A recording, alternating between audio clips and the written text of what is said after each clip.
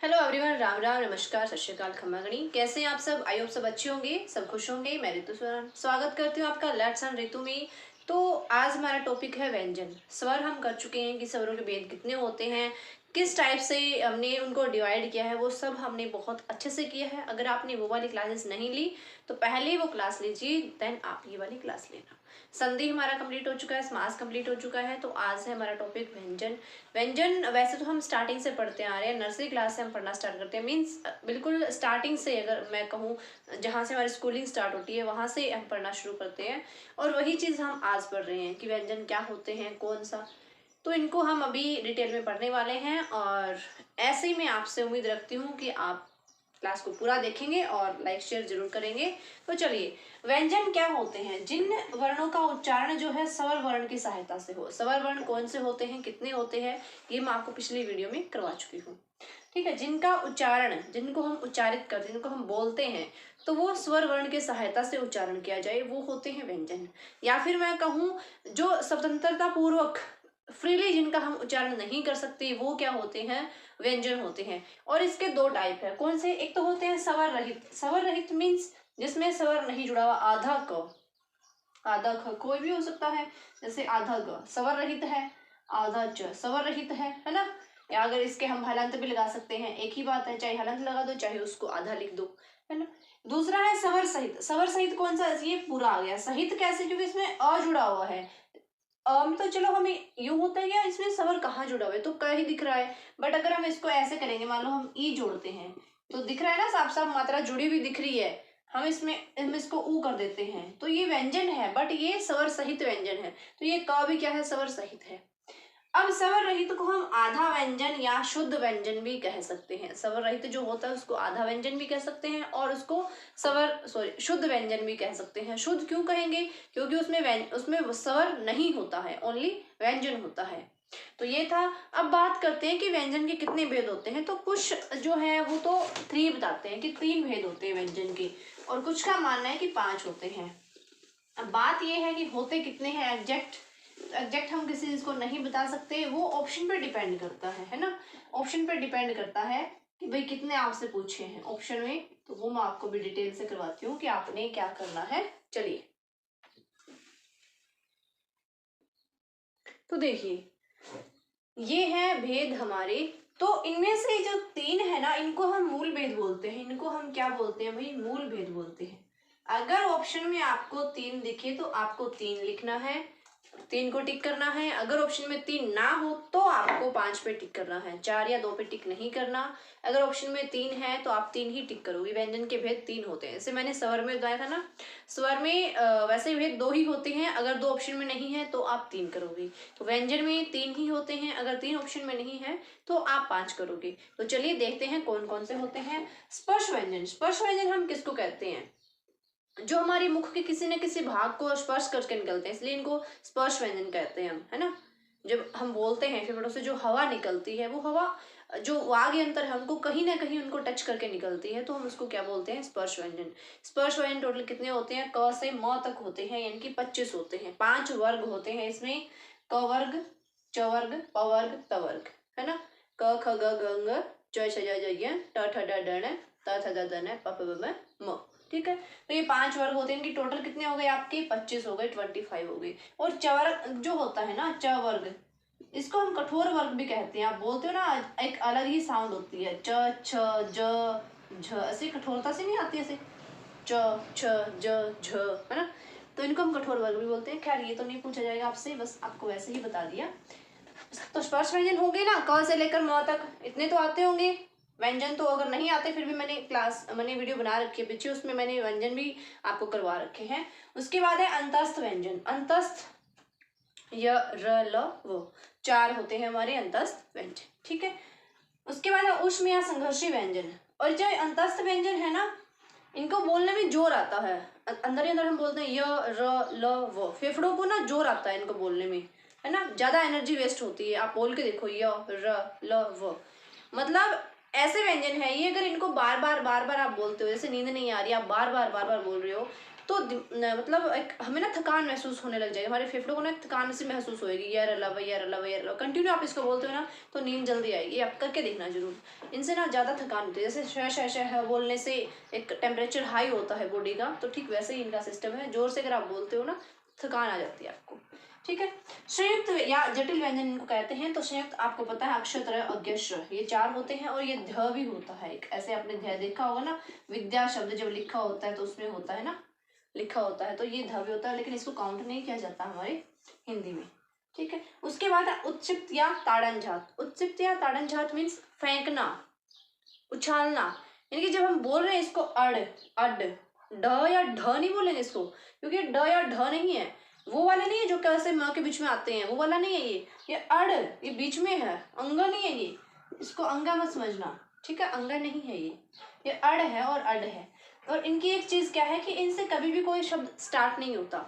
जैसे अगर हम मैंने लिखा यहाँ ढेर और मैंने अगर बिंदी लगा रखी ना तो ये रोंग है, इनसे इन दोनों से कोई भी वर्ड स्टार्ट नहीं होगा। ये वर्ड के हमेशा बीच में या पीछे आते हैं। जैसे मैंने लिखा सड़क, ठीक है, मैंने लिखा पढ़ना, ये बीच में आएगा। अगर पहले अगर ये ढ आया है, अड़ अड़ जिसको हम बोलते हैं, तो इसके नीचे बिंदी नहीं आएगी। अगर बिंदी है तो ये रोंग है, सीधा आता है ना, और बीच में आया तो ये बिंदी मिलेगी आपको। तो इस चीज को ध्यान में रखना, बहुत छोटी सी मिस्टेक है ये, लेकिन ये भी 1 नंबर की है, उसको ध्यान में रखना। अगर पहले नहीं पता हो तो आज पता लग गई आपको। ठीक है भाई, तो अड़ और अड इनसे बीच में, ये बीच में ही आते हैं, वाक्य के स्टार्टिंग में नहीं आते, ये शब्द के स्टार्टिंग में नहीं आते। ठीक है, और एक ये जो है चार, ये बहुत पूछ जाते भाई, एक मतलब एक सिंपल सा, एक कहे ना बिल्कुल सिंपल है ये, अक्षत्र अज्ञश्र बिल्कुल सिंपल है, स्टार्टिंग से पढ़ते आ रहे हैं, बट फिर भी इसमें कंफ्यूजन होती है कहाँ इसका विच्छेद करने में। सिंपली क्या पता ना पूछा जाए। हाँ, एक आधे पेपर ऐसे हैं प्रीवियस अगर आप उठा के देखोगे तो जहां सीधा पूछा गया अक्षर का विच्छेद, संधि विच्छेद, अज्ञ का, श्रेय का, त्रय का, इनके किससे बनते हैं, साफ सीधा सीधा पूछा गया है। बट फिर भी सीधा नहीं पूछते, लेकिन शब्द जरूर देते हैं आपको, जैसे स्त्रीय शब्द दे देंगे आपको।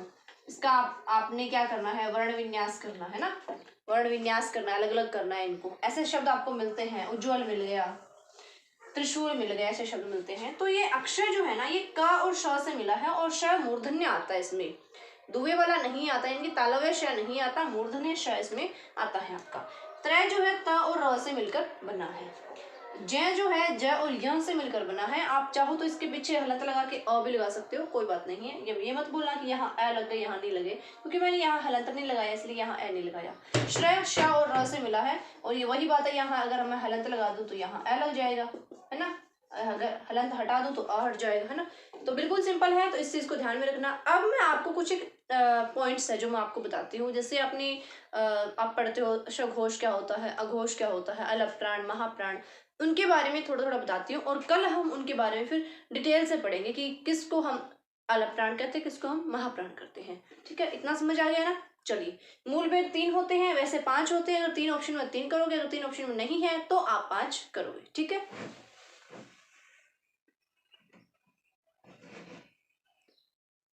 तो ये है कुछ एक पॉइंट्स, अल्पप्राण, महाप्राण, घोष, अघोष, अयोगवा। डिटेल में मैं आपको कल बताऊंगी, मतलब साथ में स्वर और व्यंजन दोनों का। आज सिर्फ व्यंजन का करेंगे कि कौन से व्यंजन अल्पप्राण होते हैं, कौन से महाप्राण, और क्यों कहते हैं हम।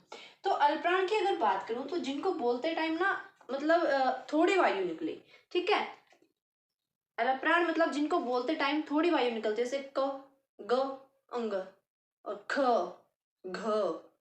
बोलते हो तो फर्क है ना। जैसे आपने बोला क, फिर क्या बोलते हो, ख, ग, घ, अंग, ऐसे ही बोलते हो बोलने में, क, ख, है ना। तो यानी कि जिस आप बोल रहे हो फेफड़ों से जिसमें थोड़ी वायु निकले वो क्या होता है, अल्पप्राण, और जिसमें ज्यादा वायु निकले वो होते हैं महाप्राण। तो जो स्पर्श व्यंजन है क से लेकर म तक, उसमें पहला, तीसरा, पांचवा वर्ण जो होता है, पहला, तीसरा, पांचवा वर्ण जो होता है वो अल्पप्राण होता है।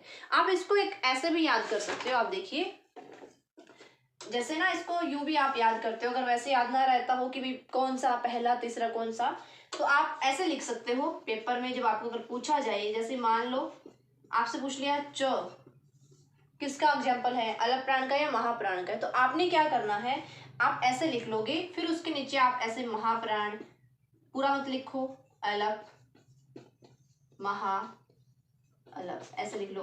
तो आप नीचे लिख सकते हो च, छ, ज, झ, य।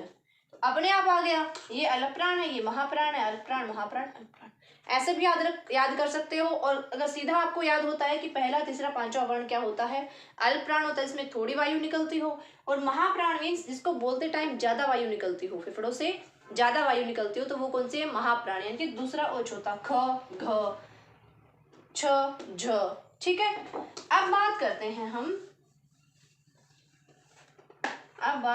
हैं हम कि घोष वर्ण क्या होते हैं। पहला तीसरा पांचवा तो समझ गए होंगे, यानी कि क से लेकर म तक। मैंने आपको बताया ना, कवर्ग होता है, क ख ग घ ङ च छ ज झ ञ ट ठ ड ढ ण, तो उसमें पहला तीसरा और पांचवा वर्ण। ठीक है। उसके बाद है घोष वर्ण क्या होते हैं। घोष वर्ण वो होते हैं जिनको बोलते टाइम गूंज पैदा होती है। जैसे आपने यहाँ लिखा क ख ग घ अंग, तो जिसको बोलते टाइम गूंज पैदा होती है वो क्या होते हैं, घोष वर्ण होते हैं। तो तीसरा चौथा पांचवा वर्ण जब आप बोल रहे हो क ख ग घ ङ, तो एक आप जब आप साउंड वो चीज कर रहे हो ना, तो यहाँ से थोड़ा सा मतलब कंपन हो रही है, एक गूंज हो रही है, क ख ग घ ङ आप बोल रहे हो ना। तो यानी कि जिसमें गूंज उत्पन्न हो वो क्या होते हैं, घोष, जिसको हम सघोष भी कहते हैं। कंफ्यूज मत होना, सघोष लिखा जाए तो यानी कि जिसमें गूंज उत्पन्न होती है वो क्या होते हैं, सघोष वर्ण या घोष वर्ण। और इसमें गूंज उत्पन्न ना होती हो, जैसे ये घ घ अंग, ये क्या है आपके सघोष है, और ये दोनों आपकी क्या है, अघोष है। फर्स्ट सेकंड क्या है, अघोष, और थर्ड फोर्थ फिफ्थ यानी कि तीसरा चौथा पांचवा क्या है आपका, सघोष है। ठीक है, ये समझ आ गई। यानी कि गूंज उत्पन्न हो वो होते हैं घोष वर्ण, और जिसमें गूंज उत्पन्न ना हो वो होते हैं अघोष वर्ण। अब है अयोगवा। अयोगवा दो होते हैं। ठीक है, अयोगवा दो, एक तो विसर्ग होता है और एक आपका क्या होता है, हाँ अनुस्वार होता है। ठीक है, विसर्ग और अनुस्वार होता है। मूल रूप से आपके दो अयोगवा होते हैं, ये मैंने चीज आपको कल भी करवाई थी। मूल जो अयोगवा होते हैं वो दो होते हैं। कौन सा, एक विसर्ग होता है, ठीक है, और एक आपका अनुस्वार होता है। ये अपने कोई वर्ण नहीं है, ये दूसरे वर्ण के साथ यूज होते हैं, ये इनका अपना कोई अस्तित्व नहीं है कि ये लगा दिया हम इसको ऐसे पढ़ेंगे विसर्ग, ऐसा कोई शब्द नहीं है। अगर ये ऐसे लिखा हुआ है तो ये किसी शब्द के पीछे लगता है, जैसे प्राय लिखा मैंने तो उसके पीछे लग गया। ठीक है, जैसे मैंने चांद लिखा, आजकल ऐसे लिख देते हैं बट पहले ऐसे होता था, इसका रूप आजकल सीधे बिंदु भी लगा देते हैं। जैसे मैंने मंद लिखा, ठीक, तो किसी अक्षर के ऊपर किसी वर्ण के साथ मिलकर इनका जो है उच्चारण हम करते हैं, वैसे हम इनको नहीं बनाते। ठीक है, तो मूल कितने होते हैं अयोगवा, दो होते हैं, लेकिन वैसे कितने होते हैं आपके, चार होते हैं। चार कौन से होते हैं वो मैं आपको भी बताती हूँ। मूल कितने होते हैं अयोगवा, दो होते हैं, और वैसे कितने होते हैं आपके, चार होते हैं। सबसे पहला विसर्ग, अनुस्वार, ठीक है, ये तो है आपके मूल। और दूसरे कौन से आपके हलंत और चंद्रबिंदु जो है वो भी आपका क्या होता है, अयोगवा होते हैं। हलंत ऐसे आपने देखा होगा, और चंद्रबिंदु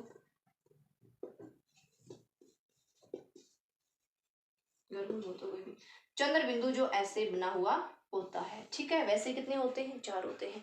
अब इनका शब्द में कैसे यूज होता है, कौन सा, जैसे विसर्ग की बात मैं करूं तो प्राय है ना, प्रातः,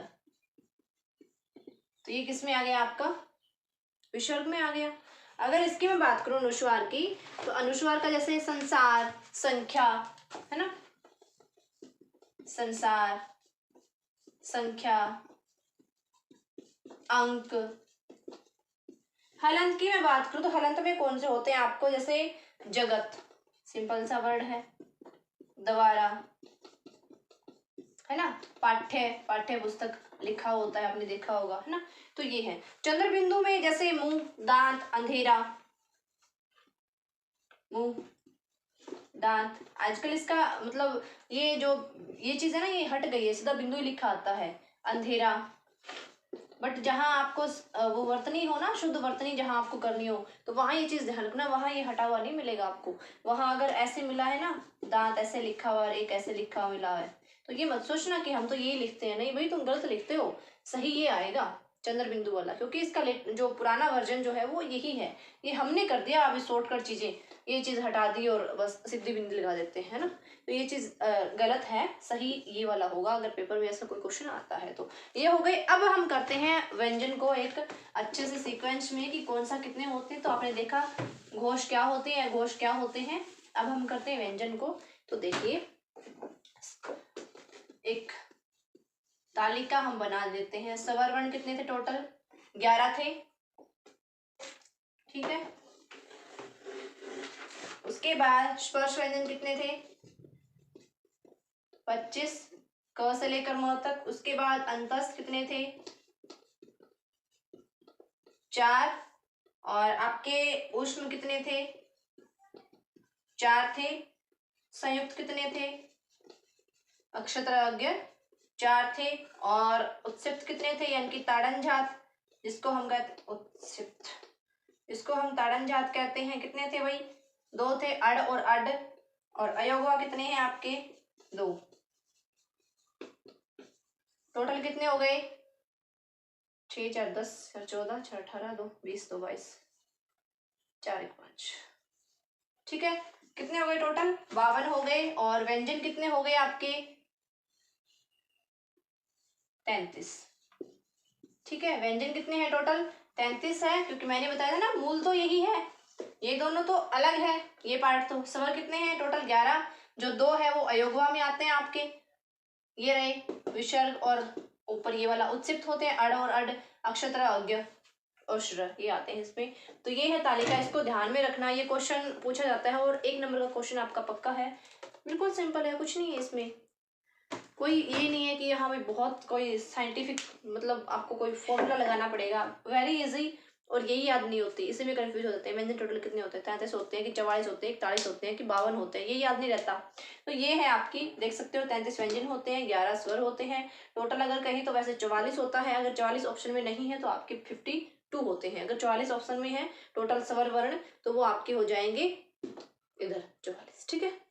तो ये थी हमारी क्लास आज की व्यंजन की। अब हम कल करेंगे सघोष वर्ण, अघोष वर्ण, महाप्राण, अल्पप्राण, ये चीजें डिटेल में करेंगे, क्योंकि अंतस्थ व्यंजन है, जो अयोगवा है और जो स्वर है वो हमने छोड़ दिए, वो हमने नहीं किए कि ये किस में आते हैं। जैसे आ किस में होते हैं, घोष होते हैं या सघोष होते हैं, ये चीज हमने छोड़ दी ना, तो उसको हम कल कवर करेंगे अच्छे से डिटेल में। आज के लिए इतना ही काफी है। फिर मिलते हैं नई क्लास के साथ, नई हर्जी के साथ। और लाइक शेयर कर देना, भी सब्सक्राइब करना मत भूलना। Thank you.